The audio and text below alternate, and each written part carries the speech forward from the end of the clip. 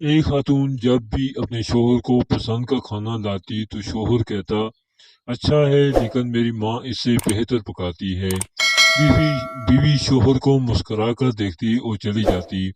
जब बीवी अच्छा परफ्यूम लगाती वो इससे कहता कि कमाल है, मेरी माँ की खुशबू की तरह है। वो मुस्कुरा कर रह जाती और इस तरह इस खातून ने सारी जिंदगी ऐसे ही अल्फाज सुन सुनकर गुजारी।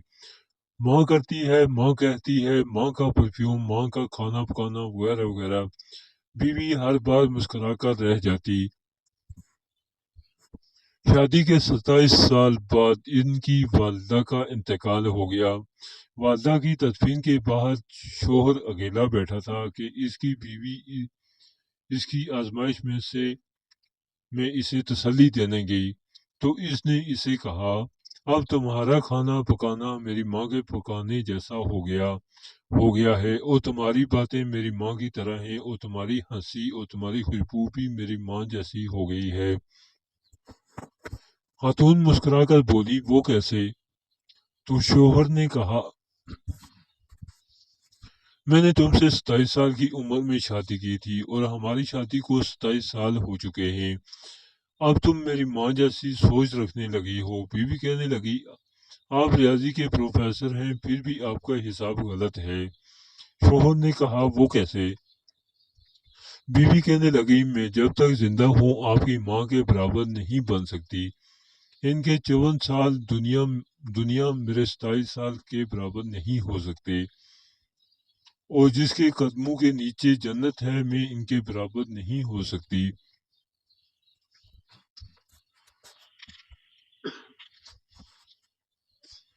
खामन फरते जज्बात से रो पड़ा और कहने लगा, क्या तुम्हें कभी मेरी माँ से तशबीह देने की तकरार से परेशानी नहीं हुई? क्योंकि मैं हर काम में माँ को याद करता और इनकी तारीफ करता था जैसा कि दूसरी खवातीन करती हैं। इसने कहा, नहीं, कभी नहीं, बल्कि मामला इसके बरक्स है। खामन ने कहा, वो कौन सी बातें हैं जो तुम तमन्ना करती रही और मैं तुमसे पूछ न सका? बीवी ने कहा, जब भी आप अपनी माँ की बात करते और मेरा मुआवजा इनसे करते थे, मैं कहती है, अल्लाह मेरे बेटे के दिल में मेरी मोहब्बत वैसे ही डाल दे जिस तरह तूने इसकी दादी की मोहब्बत इसके बाप के दिल में डाली है। क्योंकि आप अपनी वालदा से मोहब्बत तमाम हदों से बढ़कर है और मैं भी यही चाहती हूँ कि मेरा बेटा भी मुझसे वैसी ही मोहब्बत करे जैसी आप अपनी वालदा से करते हैं। मेरे सरताज, मुझे आप पर फख्र होता था क्योंकि आपका बेटा आप ही पर ही जाएगा। ऐ अल्लाह, हमें वालिदैन की रजा हासिल करने वालों में शामिल फरमा। अगर आज की बहू ये गुण सीख ले तो बुढ़ापे में पुरसुकून रहेगी। आज किसी के बेटे पर कब्जा जमाने की कोशिश कल अपने बेटों को हाथों से निकाल देगी, क्योंकि दुनिया मुकाफात अमल है। वाखिर दावाना अनिल हम्दुलिल्लाहि रब्बिल आलमीन। अल्लाह हर बहन बेटी को इन बातों को समझने की, इन पर अमल पैरा होने की तौफीक अता फरमाए। अगर आप दोस्तों को मेरी ये वीडियो अच्छी लगे तो इसे स्वाब की नीयत से दूसरे लोगों तक जरूर शेयर करें। अगर किसी एक की जिंदगी भी बदल जाती है तो हमारी आखिरत संवर जाएगी। अल्लाह पाक हम सबको नेक अमल करने की तौफीक अता फरमाए।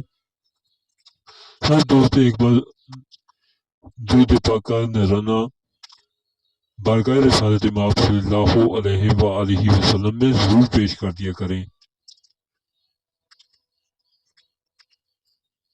जज़ाकल्लाहु खैरन व अहसनल जज़ा। अल्लाह आप सबका हामी और नासिर हो।